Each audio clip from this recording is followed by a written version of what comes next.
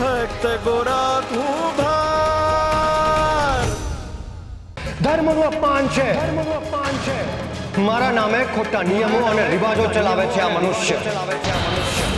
શાસ્ત્રના નામે સંસ્કૃતિનું અપમાન કરે છે. મેં ક્યારેય નથી કહ્યું કે મને પકવાન જમાડો, મને ભોગ ચડાવો, નવા નવા વસ્ત્રો પહેરાવો, અલંકારો અને આભૂષણોથી સજાવો મને. કોઈ શાસ્ત્રમાં એવું નથી લખ્યું કે પોતાના ભાઈ સમાન જીવનું અપમાન કરો કે બીજા જીવને દુઃખ પહોંચાડો. છતાં મનુષ્ય ધર્મના નામે નિયમો અને રિવાજો બનાવીને મારા સાચા ભક્તને પીડા અપાઈ રહી છે. એ હું નહીં જોઈ શકું. અહંકાર અને આત્મશ્લાઘાના જળાશયમાં એવી તો કેવી ડૂબકી લગાવે છે મનુષ્ય કે પોતાની જાતને સર્વસ્વ માનવા લાગે છે. મનુષ્ય જ્યારે પોતાની જાતને ઈશ્વર માનવા લાગે છે ત્યારે એ પોતાની જાતનું પતન કરી રહ્યો હોય છે. મારા ભોળા ભક્તને દાસ બનાવીને એની ભક્તિ અને શ્રદ્ધાને તોડવાનો પ્રયત્ન કર્યો છે ગિરધરદાસે. બસ હવે સમય પાકી ગયો છે. કેવો સમય પ્રભુ? યદા યદા હિ ધર્મસ્ય ગ્લાનિર્ભવતિ ભારત અભ્યુત્થાનમ અધર્મસ્ય તદાત્માનમ સુજામ્યહમ. જ્યારે જ્યારે ધરતી પર અધર્મ વધે છે ત્યારે ત્યારે અધર્મનો નાશ કરવા હું જન્મ લઉં છું. એટલે નાગ, હવે તમે ધરતી પર જન્મ લેશો? ના, ગોરાને સાચો માર્ગ બતાવવા હું જન્મ નહીં લઉં. તો શું કરશો નાગ? હું કૃષ્ણ ત્રણેય લોકના ભગવાન સામે મારું કૃષ્ણ પદ ત્યજું છું.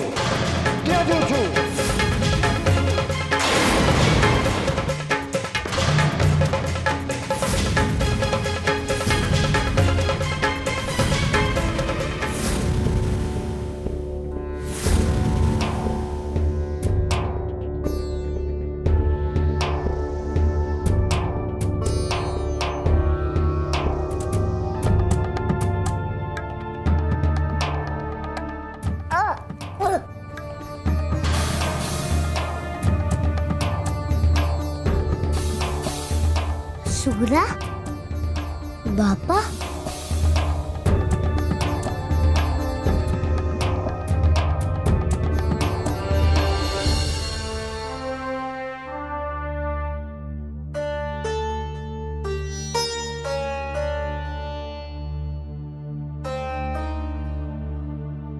બાપા, સુરા, ક્યાં છો તમે બધા?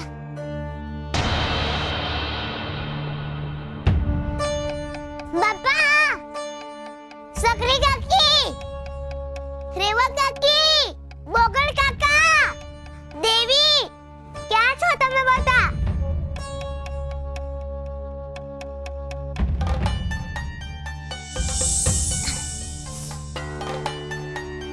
ક્યાં ગયા બધા?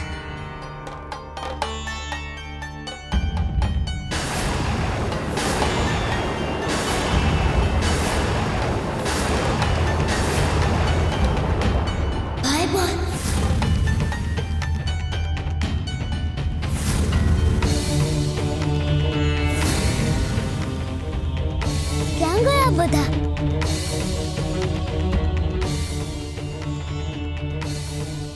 ક્યાં ગયા બધા? ભાઈ બંધ,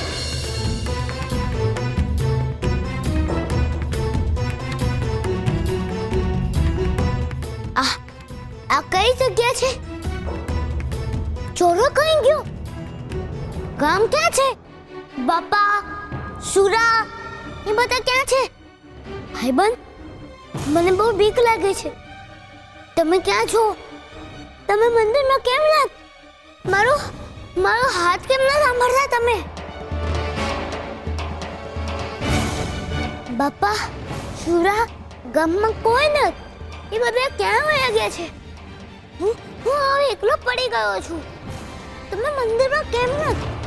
ભાઈબંધ, ઓ ભાઈબંધ, તમે જ્યાં લગી મારો અવાજ તમે મારો હાથ આંગળો છો ને ભાઈબંધ. તમે ક્યાં છો? મારી પાસે કેમ ન થાવતા? અરે કૃષ્ણ,